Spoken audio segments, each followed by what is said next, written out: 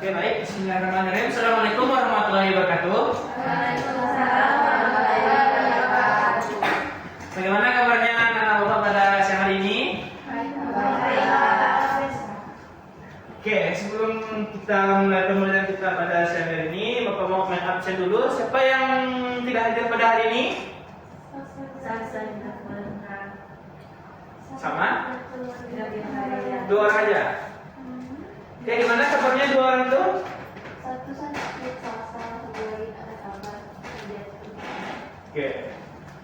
Baik, sebelum kita mulai pembelajaran hari ini, alangkah baiknya kita berdoa bersama masing-masing. Mungkin bisa dipimpin oleh salah satu dari rekan-rekan anak-anak bapak. Mungkin kepada Lilis bisa mewakili teman-temannya untuk memimpin doa. Baik, teman-teman semua, sebelum kita mulai pelajaran ini, kita berdoa untuk Allah. Berdoa selesai. Oke, terima kasih Lilis yang telah memimpin doa. Baik, pada pertemuan kali ini Bapak akan menjelaskan materi mengenai gen, DNA, dan kromosom. Nah, sebelum kita mulai pembelajaran kita hari ini, Bapak ada sebuah video yang mengenai materi kita hari ini. Mungkin kita tonton dulu videonya. Nah.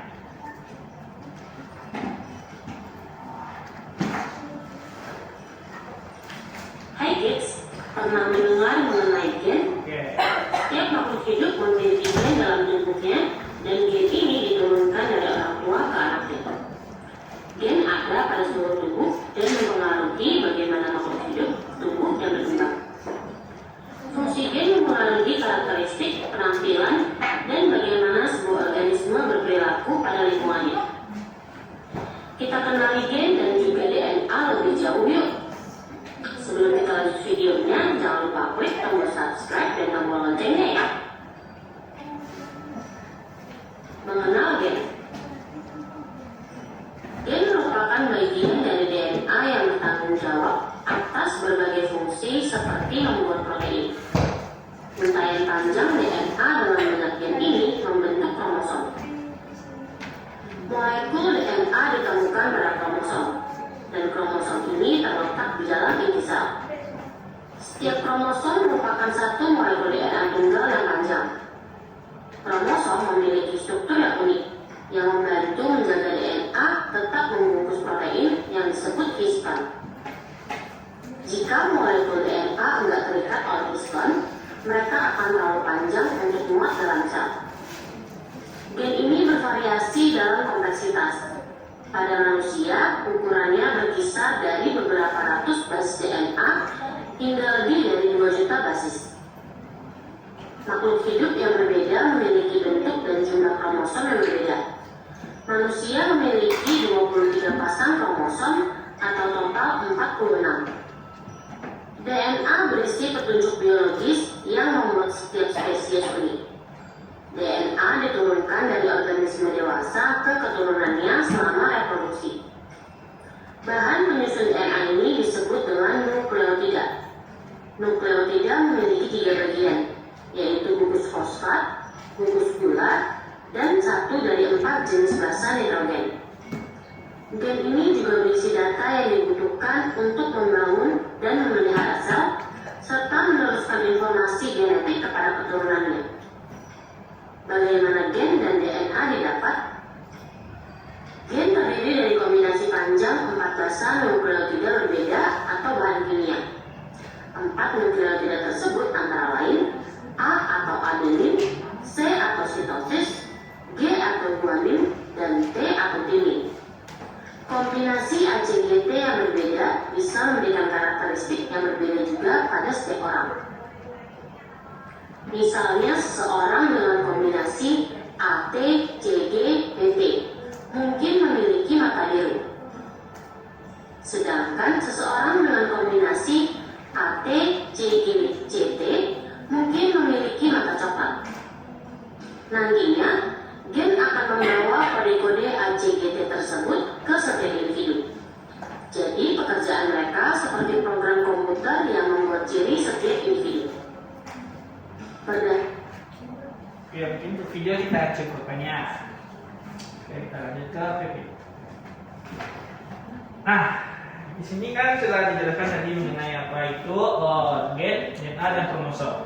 Namun pada kesempatan kali ini kita akan membahas mengenai kromosom dan gen saja. Nah, untuk penjelasan mengenai DNA akan kita bahas minggu depan sekalian kita juga akan melaksanakan PH mengenai materi ini.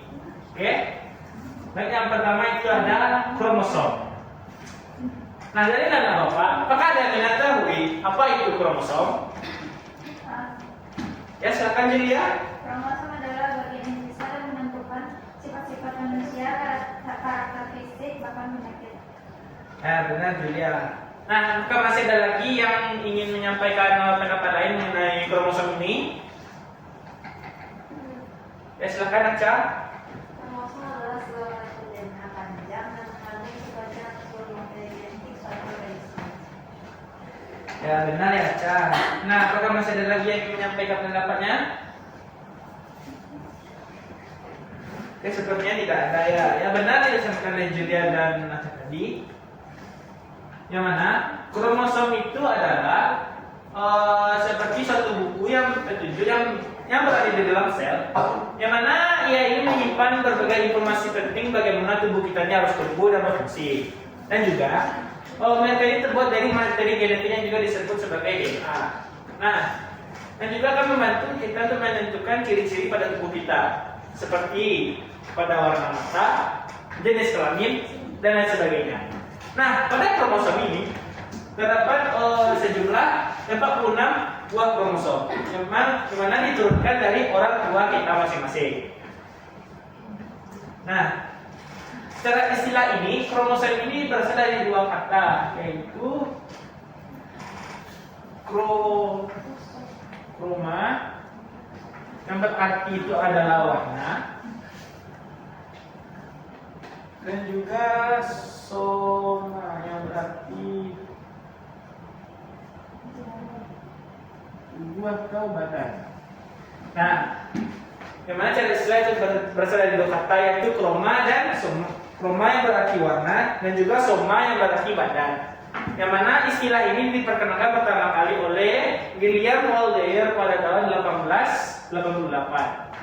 Nah, secara umum, kromosom ini terdapat ada dua bagian utama. Yang pertama ada bagian yang disebut sebagai sentromer, yang mana merupakan bagian yang tidak dapat menyerap warna. Dan yang kedua, ada bagian yang disebut sebagai kromatin, yang merupakan bagian yang dapat menyerap warna. Nah, secara berikutnya adalah struktur secara umum dari kromosom. Yang pertama yaitu memiliki yang namanya sentromer, yang mana sentromer itu adalah bulatan-bulatan yang terdapat di tengah dari kromosom itu. Dan yang kedua, ada namanya kinetektor, yang merupakan tempat melekat dari benang-benang spindel. Nah, yang selanjutnya ada kromatin, yang merupakan lengan yang disampaikan oleh tadi, yang mana dia ini dapat menyerap warna. Kemudian ada namanya kromonema, yang merupakan filamen tipis yang disebut sebagai kromatin.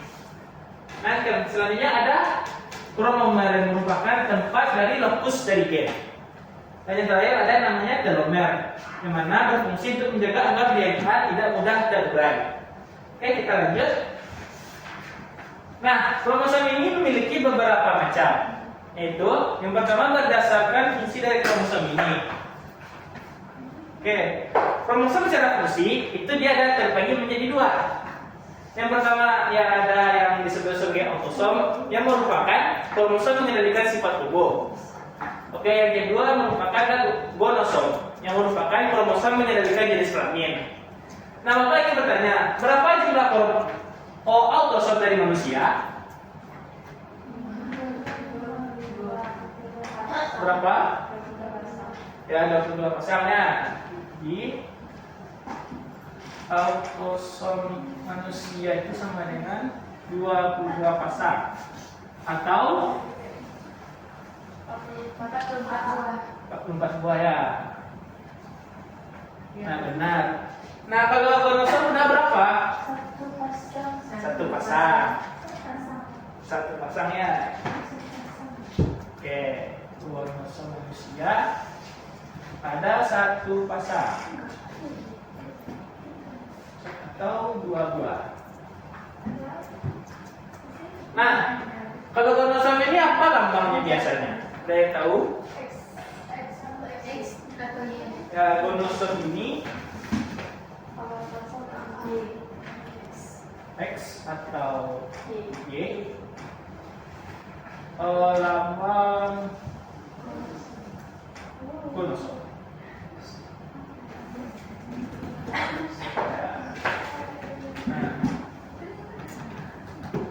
Nah, kalau autosomnya apa lambangnya? Ada yang tahu? A. Ya, benar ya, Ca. A besar merupakan lambang dari kromosom secara umum. Oke. Dari autosom. Itu aja.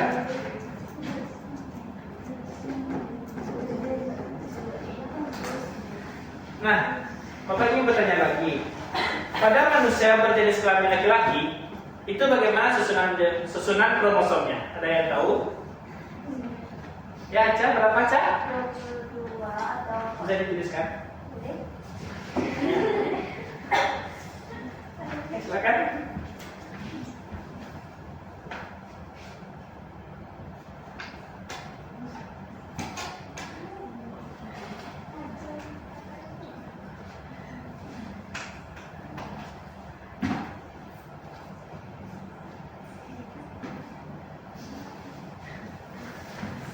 Ya, terima kasih, Ca. Nah, benar, ini merupakan adalah lambang dari kromosom pada laki-laki.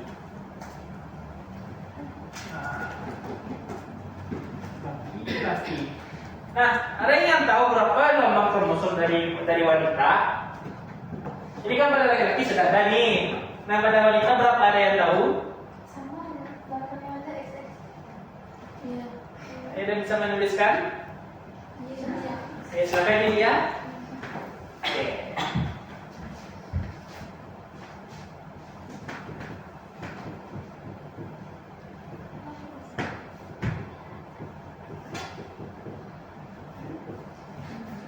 Nah, terima kasih juga Naca.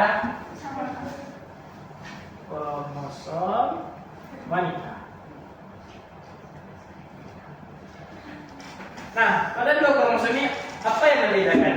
Ada yang tahu? X sama ini aja. Gen-gennya. Yang mana? Gen yang mana? Gen X. Ya, yang membedakan dari dua kromosom ini adalah bagian dari Nah, kenapa bisa berbeda? Dari mana sumbernya ini? Ada yang tahu? Ya, secara ilmu Islami itu memang Allah ya. Benar, jadi determinasi ya. Jadi bisa kita tulis di sini. Kromosom ini kan asal dari tubuh. Ya. Nah, ini kan kromosom ini kan asal dari jenis kelamin manusia. Nah, jadi gini. Ini bisa kita ibaratkan sebagai ovum. Ovumnya. Ovum. Nah, pada ovum ini terdapat semacam kromosom, yang mana itu berjumlah 22 OA ditambah X saja. Nah, ini adalah ovum pada manusia.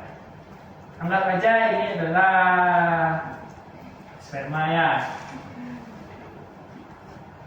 Nah, yang membedakannya adalah pada sperma ini. Pada sperma yang jenis pertama itu sperma.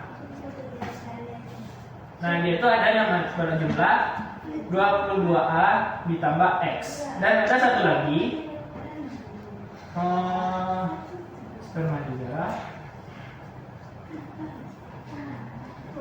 22A ditambah Y. Nah, yang menyebabkan perbedaan jenis kelamin pada manusia itu adalah jenis dari spermanya. Yang mana jika sperma ini bisa kita namakan yang sperma A, ini kan yang sperma B. Ini hanya contoh ya. Nah, jika sperma A dan sperma A dan ovum bertemu, maka dia akan menghasilkan anak laki-laki atau perempuan? Perempuan. Ya. Nah, sperma B dengan ovum bertemu akan menghasilkan anak jenis kelamin apa? Laki-laki. Laki-laki. Benar. Laki bukan jantannya. Kalau jantan itu adalah pada hewan. Oke. Ya, Pak. Jadi, disinilah letak perbedaan pada jenis kelamin laki-laki dan perempuan. Oke, kita lanjut ya. Nah, selanjutnya itu kita akan membahas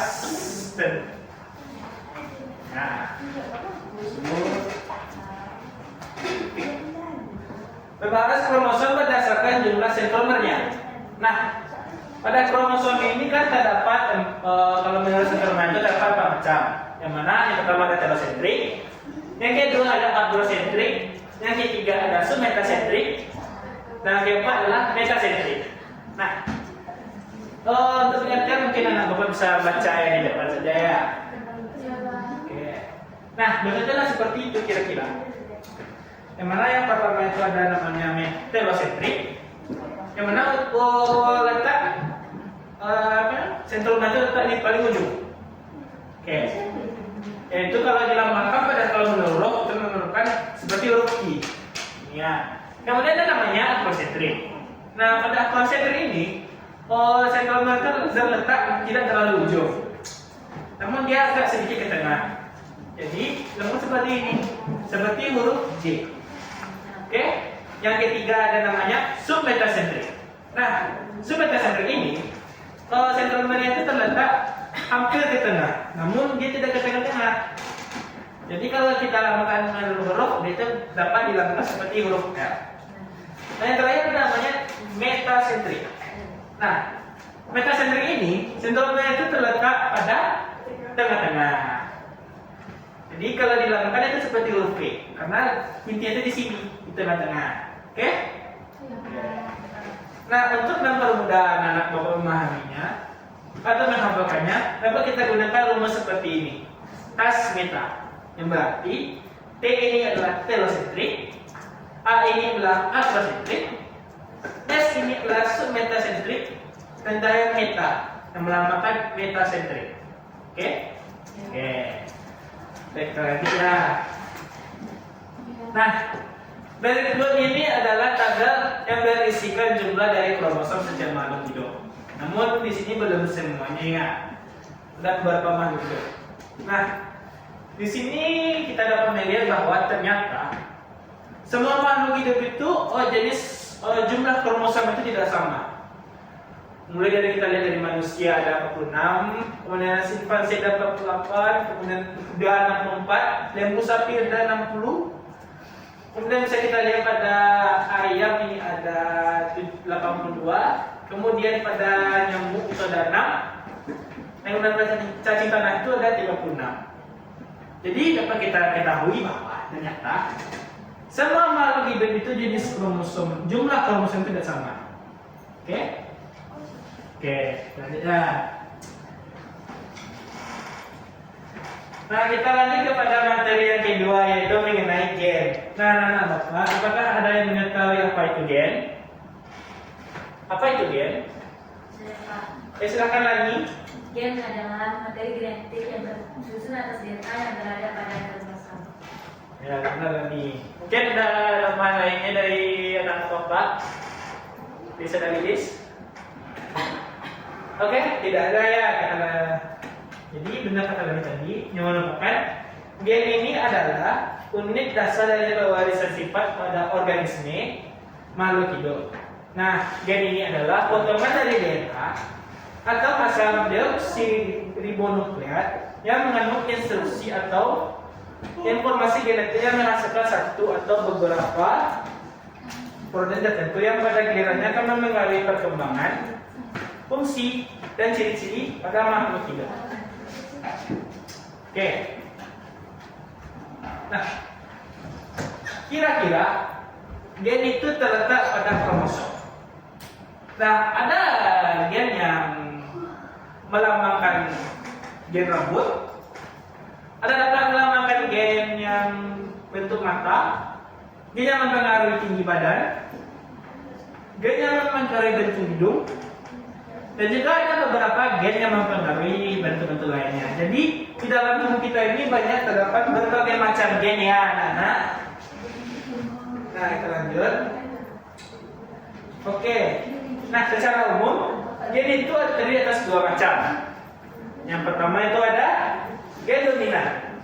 Yang mana gen dominan ini merupakan gen yang paling sering muncul pada makhluk hidup. Nah, kita dapat melambangkan gen dominan ini gen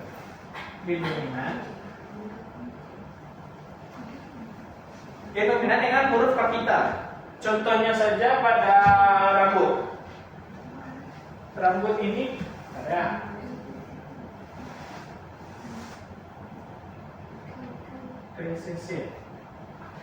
Contohnya pada rambut. Rambut ini kan kalau rambut keriting itu disimbolkan dengan huruf besar. Jadi rambut keriting ini adalah merupakan gen yang dominan. Kemudian lawan dari rambut keriting apa? Lurus. Nah, berarti dapat diibaratkan rambut lurus ini adalah gen resesif. Maka kita lambangkan seperti ini. A. Nah.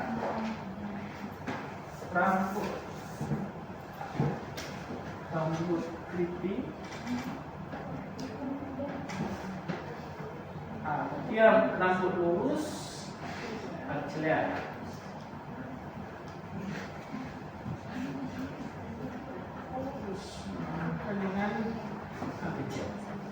Nah, untuk lambang ini tidak harus melakukan huruf A kecil, A besar. Bisa menggunakan huruf lainnya. Oke. Jadi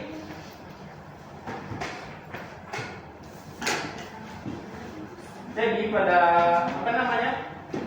Dapat kita pada kemudian kita lanjut pada contohnya penguatan sifat itu persilangan.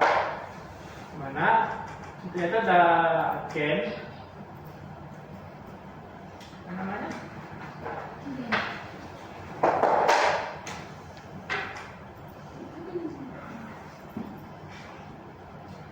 Oh ya, mungkin untuk penguatan sifat kita yang kedepannya.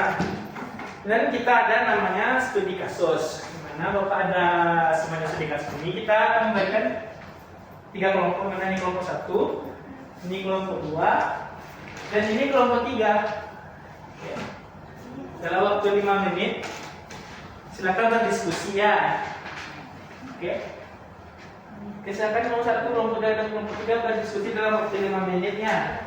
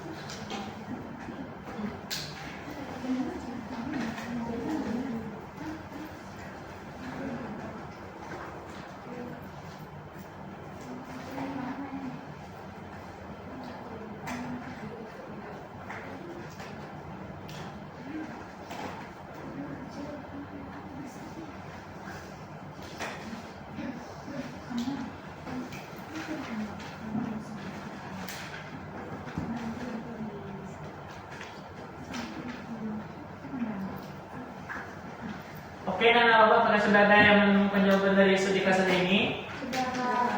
Oke, sudah semua? Oke, Bapak harapkan untuk kelompok 1, kelompok 2 dan kelompok 3 silakan maju ke depan untuk menyampaikan hasil dari diskusinya. Oke, silakan.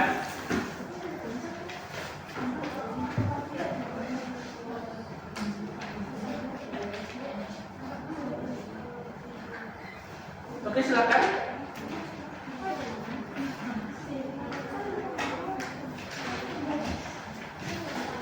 Mandi dari kelompok? Ya, kelompok 1 dan 2 ada.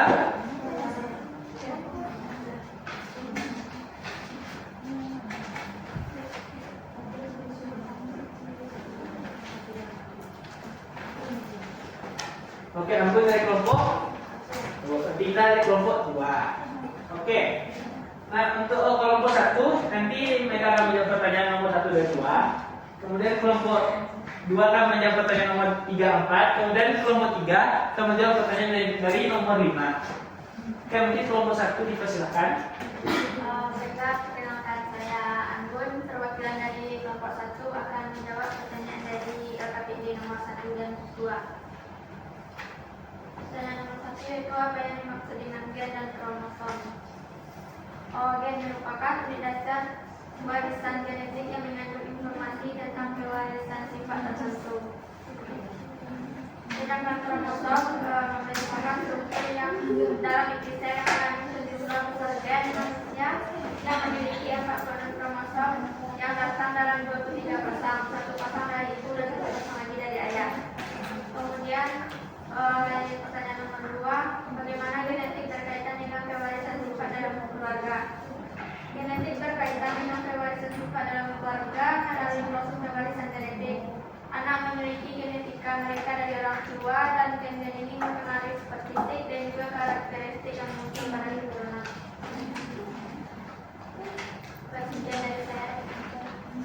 Oke, terima kasih Anggun. Kita kepada kelompok 2. Baik, saya Ika Kamukamina dari perwakilan kelompok 2 akan menjawab pertanyaan dari 3 dan 4 mengenai permohonan kami atas diskusi tadi. Yang mana, apa yang dimaksud dengan penyakit genetik resesif? Penyakit genetik resesif adalah penyakit yang muncul hanya ketika individu memiliki 2 alel resesif yang mendalaminya, atau 1 dari ibu dan 1 dari ayahnya. Alel resesif adalah bentuk alel yang tidak mendominasi alel lain yang bersifat dominan. Nah, selanjutnya yaitu apa yang mungkin terjadi jika salah satu orang tua dalam keluarga Smith adalah pembawa gen Smith. Jika salah satu orang tua dalam keluarga Smith adalah pembawa gen Smith, maka orang tua tersebut mungkin tidak menunjukkan gejala penyakit Smith karena mereka hanya memiliki 1 alel Smith yang resesif. Namun, apabila mereka masih dapat menularkan alel Smith kepada anak-anak mereka. Sekian pemahaman dari kelompok 2. Saya lanjutkan kepada kelompok 3. Baik, saya Limora dari perwakilan kelompok 3 akan menjawab pertanyaan nomor 5, yaitu jelaskan risiko keturunan Smithia untuk anak-anak keluarga Smith jika John dan Glinda adalah pembawa gen Smithia. Sebelumnya Smithia adalah penyakit resesif yang dapat ditularkan dari orang tua ke anak. Jadi jika John dan Glinda adalah pembawa gen Smithia yang memiliki 1 alel normal dan 1 alel Smithia resesif, maka ada peluang 25% bahwa setiap anak yang mereka miliki akan mewarisi kedua alel Smithia dan akhirnya menyebabkan penyakit Smithia. Jadi risiko keturunan Smithia untuk anak-anak keluarga Smith dan Linda adalah 25% untuk setiap anak yang mereka miliki. Sekian, terima kasih. Oke, terima kasih ya. Program dari kelompoknya telah menjawab pertanyaan dari studi kasus ini. Mungkin bisa kita berikan aplaus dulu, kita. Oke, silakan dulu. Oke. Alhamdulillah kita telah melaksanakan studi kasus dari ini. Baik, mungkin dari penyampaian awal tadi sampai studi kasus ini, mungkin apakah ada dari anak Bapak yang ingin menyimpulkan hasil pembelajaran kita pada hari ini? Oke, silakan Tasya. Kita itu adalah tentang gen dan alat kromosom. Seperti kita ketahui bahwa kromosom itu merupakan suatu materi genetik yang dibawa oleh setiap individu. Kemudian kromosom itu memiliki 2 macam jenis, adalah kromosom kromosom atau kromosom kromosom tubuh. Kromosom itu kromosom pertama atau selanjutnya. Kemudian kromosom pada manusia itu terdiri dari 4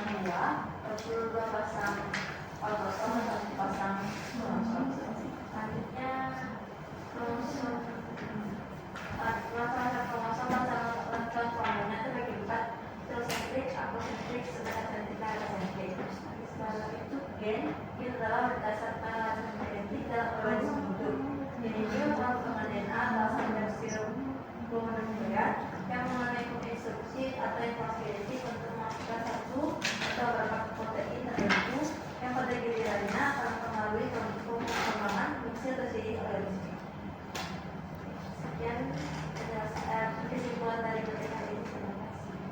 Oke, terima kasih Aca atas penyampaian kesimpulannya. Baik anak-anak Bapak, mungkin dengan berakhirnya penyampaian kesimpulan tadi, alhamdulillah telah berakhir juga pembelajaran kita hari ini. Oke Bapak, kita dapat bertemu minggu depan. Kita akan bahas mengenai tentang DMA. Oke, Bapak akhiri pertemuan kita hari ini. Assalamualaikum warahmatullahi wabarakatuh. Waalaikumsalam